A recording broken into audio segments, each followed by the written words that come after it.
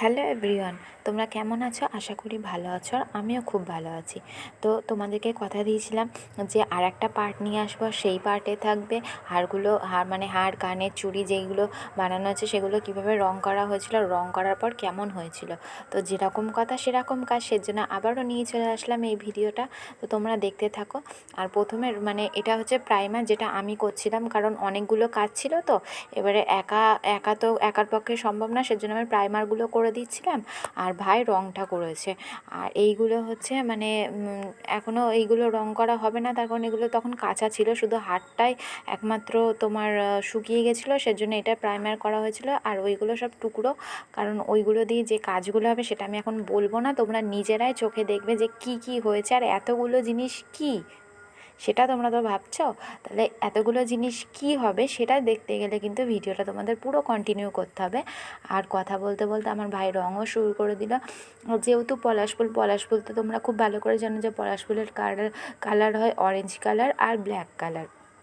তো প্রথমে কালার বসবে, প্রথমে প্রাইমার বসেছে, তারপরে কালার, তারপরে বসবে হচ্ছে ভার্নিশ, এটা রঙটা শুকাবে, তারপরে ভার্নিশটা বসবে। আর আমি একটা তোমাদের কথা বলছি, যারা ক্লায়ের কাজ করো তারা না ভার্নিশটা দু দু দুবার কি তিনবার যদি তোমরা একটা জিনিসের ওপর অ্যাপ্লাই করো না, তাহলে আমার মনে হয় যে জিনিসটা আরও চকচক করবে, আরও সুন্দর হবে, যেটা আমরা করেছি। আর এই দেখো, এটা তার ফাইনাল লুক এসেছে আর কি। কালারের পর যে ভার্নিশটা দিয়েছি সেটা শুকানোর পর এই কালারটা এসেছে।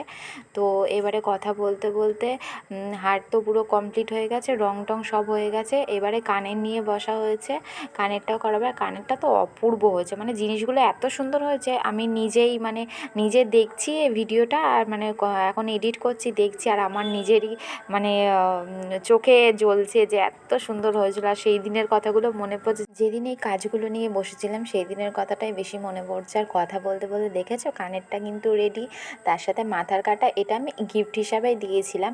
কারণ আর আমার এই কানেরটা তো আমি সত্যি কথা বলছি অপূর্ব লাগছে। আর তোমরা তো দেখতেই পেলে টাইমটা, আমরা এত রাত পর্যন্ত জেগেই হার কানেরগুলো বানিয়েছি। আর এইটা হচ্ছে সেই চুড়ির ফাইনাল লুক। তারপরে তোমাদের হারটাও দেখাবো, কানেরটাও দেখাবো, মাথার কাটাটাও দেখাবো। আর এটা হচ্ছে হারের ডিজাইনটা, তোমরা নিজেরাই দেখো, আমার আর কোনো ভাষা নেই বলার। এটা হচ্ছে হারটার ডিজাইনটা, চুড়ি তো দেখালাম তোমাদের। এরপরে কানেরটা, এইটা হচ্ছে কানেরের লুকটা। তোমরাই বলো কেমন হয়েছে। আর যদি ভালো লেগে থাকে ভিডিওটা অবশ্যই লাইক করতে ভুলবে না, শেয়ার করতে ভুলবে না, ফলো করতে ভুলবে না, কারণ ফলো করে রাখলে তবেই তো তোমাদের ভালো ভালো আরও ভিডিও দেখাতে পারবো, নাহলে তোমরা দেখবে কি করে। আর যদি ইউটিউব থেকে দেখে থাকো তাহলে কিন্তু অবশ্যই চ্যানেলটাকে সাবস্ক্রাইব করে রেখে দেবে। আর এরপরে তোমরা কি ভিডিও দেখতে চাও সেটাও কিন্তু আমাকে কমেন্ট করবে।